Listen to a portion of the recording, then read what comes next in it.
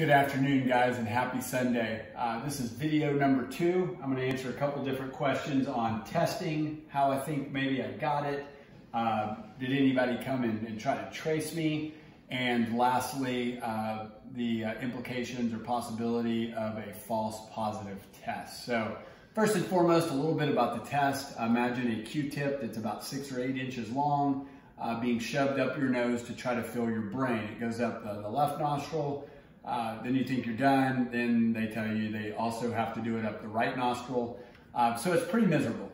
Actually, you had to do it twice because when I got to the ER, they originally did the normal test that has to be sent off to a laboratory. Then they decided they wanted to do the rapid test. And so I actually had to do it 2 times. So, man, I really feel for any kids that have to do that test. I don't know how you would hold them still to get something that far up their nose. So for all the pediatricians and folks doing the test on kids, man, I really feel for you guys. Next question is, how do I think I got COVID? And I have no earthly idea. I'm not aware of anybody that I have been in contact with in the week to 10 to 14 days prior to my diagnosis that has COVID. I'm not aware of anybody that I've been in contact with, period, that has had COVID. So that was a little bit of a surprise. My best guess, and it's no more than a wild guess, is that I got it from my 3-year-old. He had a little bit of a runny nose and a hoarse voice a day or 2 before I started to feel bad. You know, he's played with some other, excuse me, he's played with some other kids here and there, and obviously kids are probably more likely to get it because they do the things that increase your ability to get it by sticking your hands in your mouth, nose, and eyes, probably more so than most adults. So that would be my best guess, but honestly, I have no idea. And on that note, I also got some questions on, did the government come and do tracing?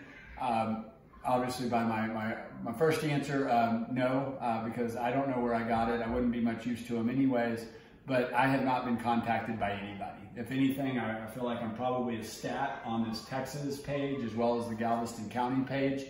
But beyond that, I have not heard from anybody or really anything else that the government's trying to trace this or find out where it's going. The last question is, my wife has received a lot of comments and thoughts on what if it's a false positive. And, you know, we did think about that. I've asked numerous doctors that question. I've been told that a false negative is much more likely than a false positive. But, you know, this is new. Everything has been developed very quickly. So it is possible. Maybe I do just have a sinus infection. So we did. I was diagnosed on a Friday night. Well, Lindsay went to the the urgent care on Sunday, 2 days after, and tried to get a test just so we could really confirm, and they wouldn't test her because she wasn't showing enough symptoms.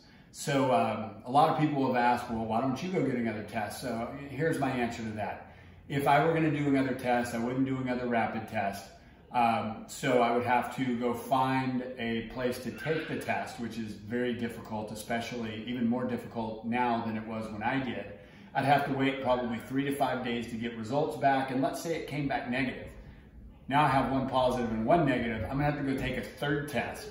And again, probably wait 2 or 3, 4 days to get into the test, another 3 to 5 days before I get the results.